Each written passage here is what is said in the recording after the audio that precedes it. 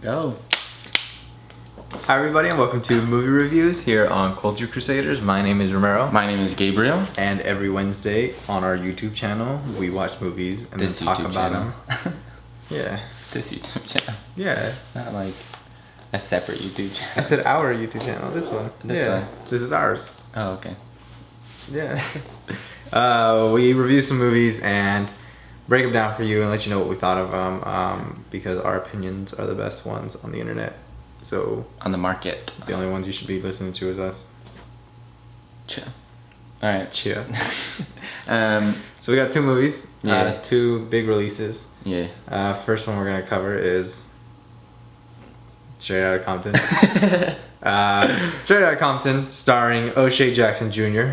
As Ice Cube, Corey Hawkins as Dr. Dre, Jason Mitchell as Eazy-E, and a bunch of other Paul Giamatti is in it as Jerry Heller, the music manager. So Straight Outta Compton is a biopic about N.W.A, the rap group from the late 1980s and early 1990s. Yep. And about how they changed culture and how they went on to live their lives, and it's pretty good. It's a real good movie. All right, next one. Oh my god. Yeah. So it's directed by F. Gary Gray, who is a good friend of Ice Cube. He directed Friday, The Negotiator, couple video documentaries. He kind of looks like Chance. He did The Italian Job. He kind of does look like Chance. He did Be Cool, Law Abiding Citizen. Have you seen that one? Law Abiding Citizen? Yeah. Oh, he did The Negotiator? Yeah. Did you see that? Yeah. Oh, that's a really good movie. Yeah. Samuel L. Jackson. This movie was really good. What'd you think? I thought it was pretty awesome. I came out of that movie theater thinking that it was a dope ass movie. Like, yeah. I had no complaints about how it was filmed.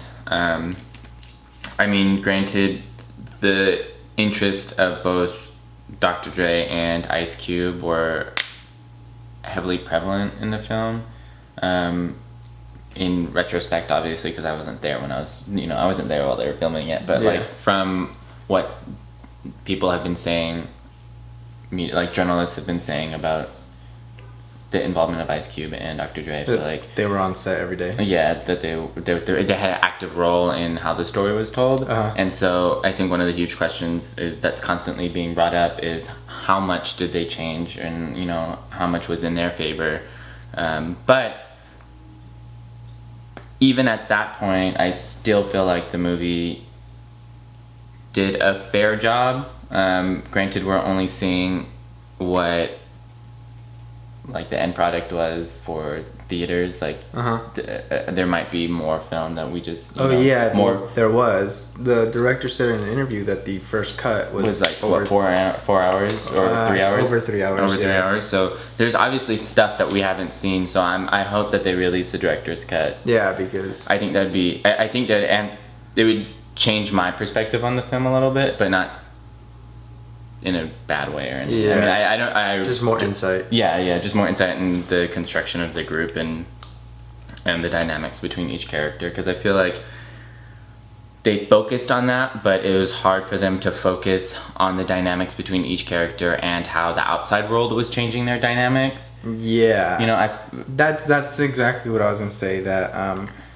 the first 2/3 of the movie were really great, and I think the last third kind of started to lose me a little bit, only because it kind of stopped having, it kind of stopped being like, and this is how this affected this, and this is how people reacted to this, and this is why they did this, more so as like, and then this happened, and then he met Pac, and then he met Snoop, and like just like, oh, and all the people you love, and oh, this is California love. It was connecting the dots. And it was kind of like, oh, I didn't really need all that. I would have rather been interested in like how those dots were connected. And like how the world around them changes. Like Dre dropping the Chronic was fucking huge, and the only reference to it was like a couple of billboards. Easy looking at him and seeing 2 billboards. And then starting to cry. And like yeah, so I think a little bit more connection to the outside world would have been good.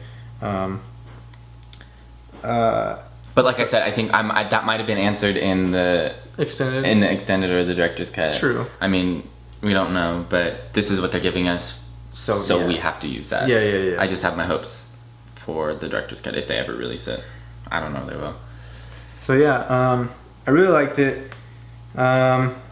It's better than Notorious. Have you seen Notorious? Mm-hmm. It's the biopic on Notorious B.I.G. on Biggie.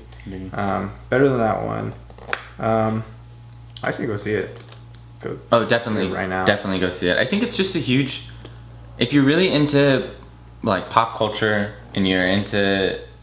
I mean, yeah, you can't go a day without hearing about Dr. Dre or Ice Cube. Yeah, if you're into even like modern music and how it sounds, like this is something that you should be really interested in because Dr. Dre really changed how the music, industry. Yeah, the industry, and it's crazy how most people don't know or just won't associate that change with these guys. These 4 people from Compton. Yeah. Or 6 people from Compton. It's really it's like an educational biopic piece about pop culture. Yeah, it was super dope. I think the actors all did pretty well too. I didn't really have any problems with the acting. Being relatively unknown. Who did Dre? Corey Hawkins? Yeah. He was actually surprisingly good, especially when there's a very sad moment in the film. Oh yeah. I don't want to spoil it. That part. Yeah, he does pretty good. Honestly, I think the best part for me was Easy, the guy that plays Eazy-E, Jason Mitchell. Towards the end of the film, when he finds out he has AIDS. Yeah. That whole from then on, Eazy-E, like I think he did a real good job, and like, you know. Well, there wasn't that much scenes. There wasn't that much like screen time for that. I mean, like a few minutes. Yeah, but I mean, like that part sold it for me. I mean, same thing with like the sad part with Dr. Dre. It was only a few minutes, right? I'm trying to remember if I cried. Did you? During that scene or the scene with Dr. Dre? I can't remember. But I think I teared up. For sure teared up at both of those scenes. Teared up for sure. But I don't remember. I don't know if there's actual tears down my face. This is sad. It's sad. No, it was real sad. It's really depressing. Like, and it's like reality for them though. And I think that's the worst part is that actually happened. Anything else that we want to talk about this? Fuck Suge Knight. Oh yeah. Yeah, fuck Suge Knight. You'll understand. That's for sure. And if Suge Knight, you're watching this, fuck you. Like I don't understand why you would do stuff like that. I hope you're watching this in jail. There's some good cameos. You get little appearances in the movies towards the end. What'd you think of Paul Giamatti as Jerry Heller? I thought he was a good supporting actor. I mean, I'm never disappointed with his roles in any movie that he's in. He's a great actor. He embodies the characters well, and he presents that perfectly in the film. He's a little conniving snake that knows how to cover his ass. That knows how to cover his ass and manipulate people into doing whatever he wants them to do. And I think that's exactly what they wanted from that character, and Paul Giamatti did it. Yeah, he did a real good job. I have no complaints about it. Neither do I. Yeah, the first 2/3 of that film were just so fucking great. And I think if the last act would have been as good as the first 2 acts, we would have been like, this movie would have been one of the best movies of the year. What do you think would have I agree with you. I definitely agree with you. Well, I'm just wondering, because I can't think of it, but maybe you can. How would we change that last act to make it have as much oomph as the first 2 did? And I know we talked about focusing on how the world changed that group. But do you think that would have been enough for the push or the bang at the very end?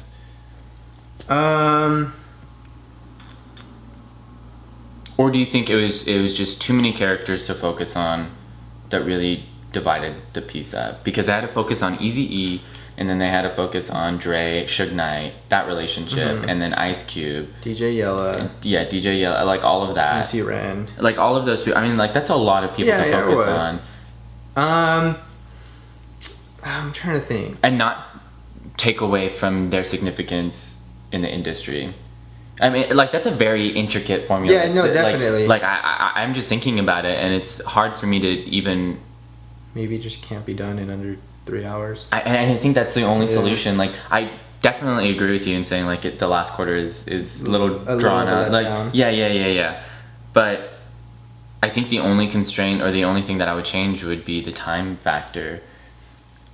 Because there's just so many things that you need to focus on in a film like this. I think what it was that the end third of the film focused so heavily so heavily on their accomplishments that they stopped feeling like real people, and they started to feel like these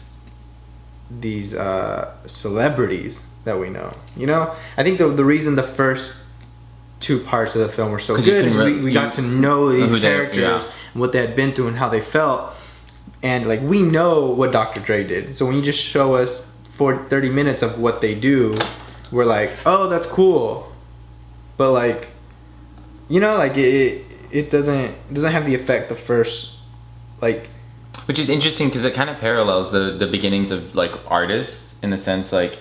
True. Like how you really get to know them, you understand who they are, and then as they become more popular, you slowly, Oh. Yes. Ooh, whoa. I'm just joking. But you begin to feel that separation. Yeah. I mean, that's something that they could have done intentionally.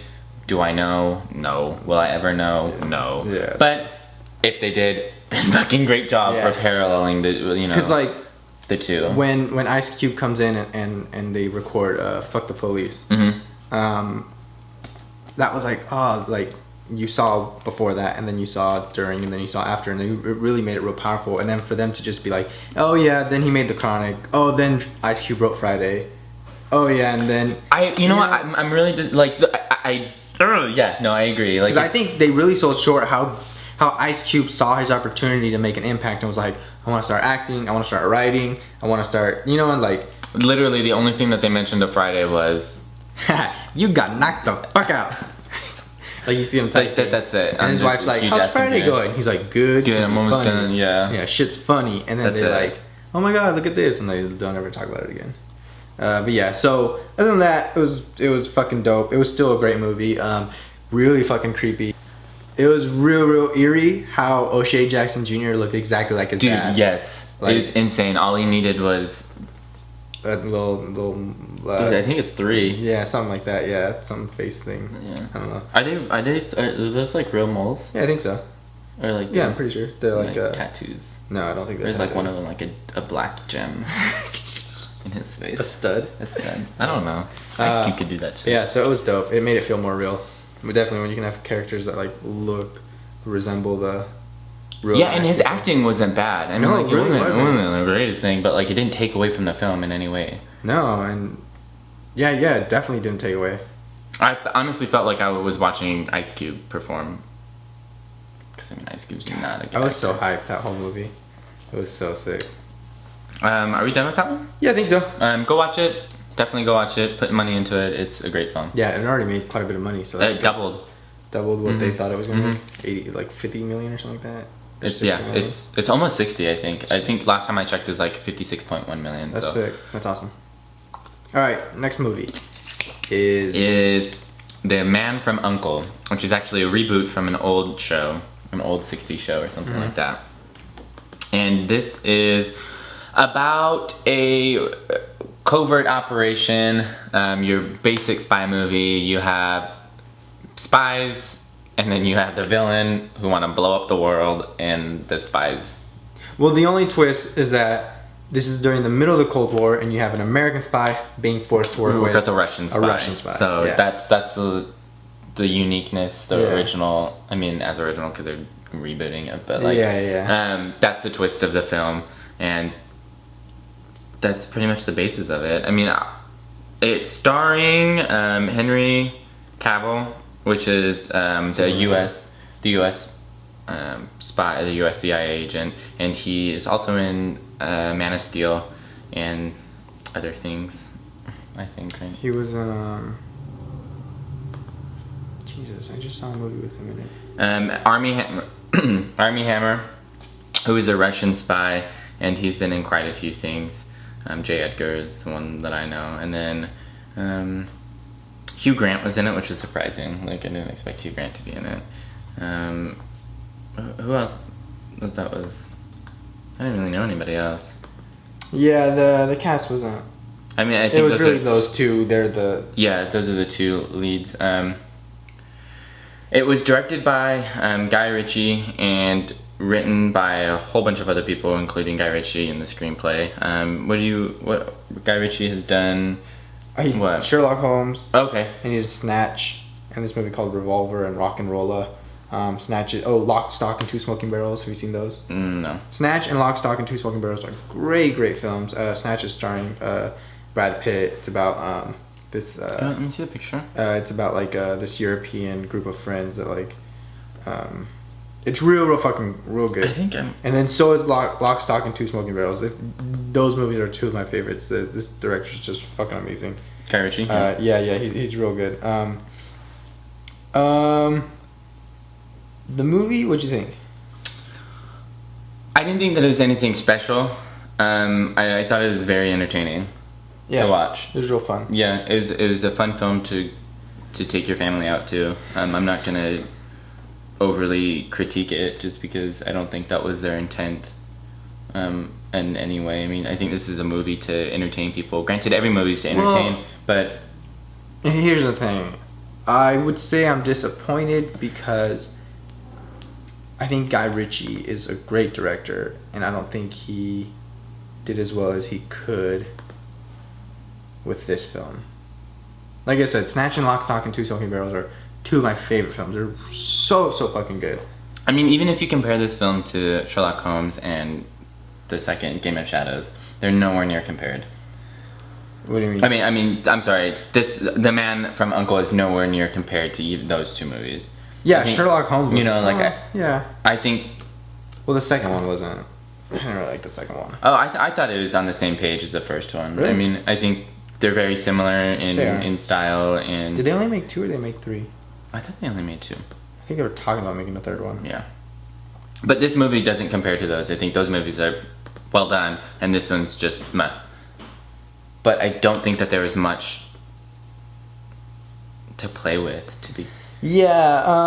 The like story is very the rudimentary. formula. Like it's something that we've seen over and over again. You know, the James Bond movies. You know, any spy movie, even like Charlie's Angels, like all of those movies. Yeah. Anything that has. Wow, there's so many spy movies that have Mission Impossible. But Mission Impossible, like all of those, there's good guys and then there's bad guys who want to blow up the world, literally who want to blow up the world, and then they fight. Yeah, and then they stop them. And then they stop. Yeah. So it's not nothing crazy, but the good things that I did like were the sets and the costume design. Costumes. Costume design was on point.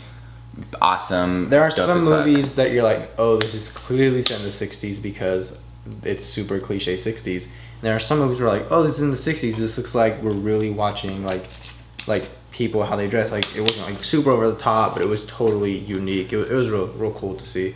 You could tell a lot of time and effort got put into the look. Like oh my god, yeah, a lot of time put into the look. Like just the intricacies of how people acted and like the jewelry and what the suits looked like. The suits, you know, like coolest suits. Yeah, dopest stuff in that movie. Yeah. And I think what happens is that they try to modernize the 60s in some films, and so it seems kind of ridiculous. Like they try to use modern clothes, but play up the 60s and 70s feel, which I think makes it look odd or weird or not I could see what you mean. on par with what it actually is. They just do it way too big. Yeah. But anyways, what did you think of the actors? I mean, like, they did what they were supposed to do.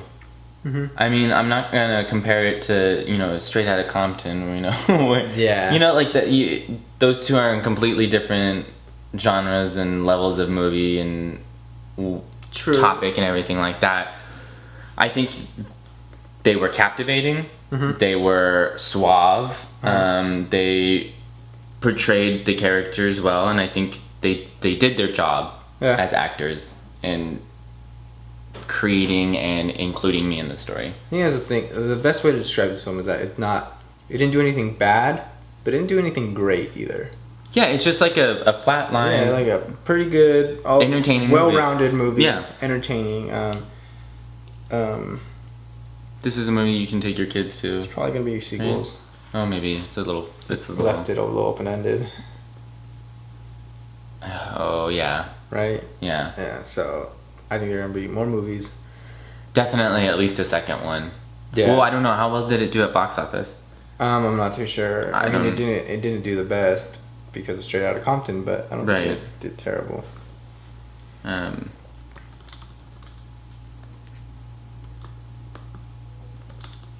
But is there anything else that you want to talk about this? Music? Yeah, the music was good. I didn't really... It was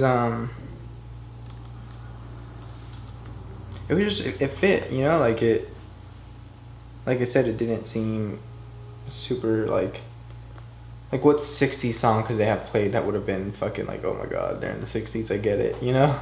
Well, they played a lot of foreign music. They did like, a lot of that, which was cool. Is really cool because I think... Like 60s foreign music. Yeah, no, I think that was really cool. Awesome. I thought that was really very delicate on the editing part, just because you think of 60s, you think of your top main 60s songs that are so mainstream for that time, but this one didn't really use those songs in any way. It was really awesome. I don't know, I thought it was when he was like eating his sandwich when Army Hammer was, and he's just playing the song music. It was awesome. I don't know, I thought it was real cool. It was a lot of attention to detail that often goes overlooked, but when you do it well, it shines through, you know? Yeah, it was fun. I didn't do anything too crazy either. Would we recommend go seeing it? Yeah. I mean, not over Straight Outta Compton, but if it's there, you know.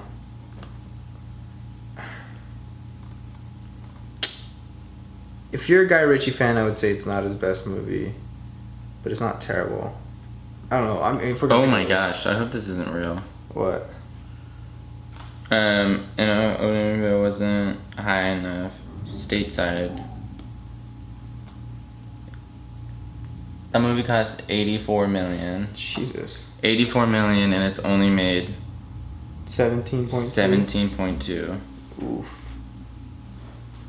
That's Warner Bros. Shelled out 31 million.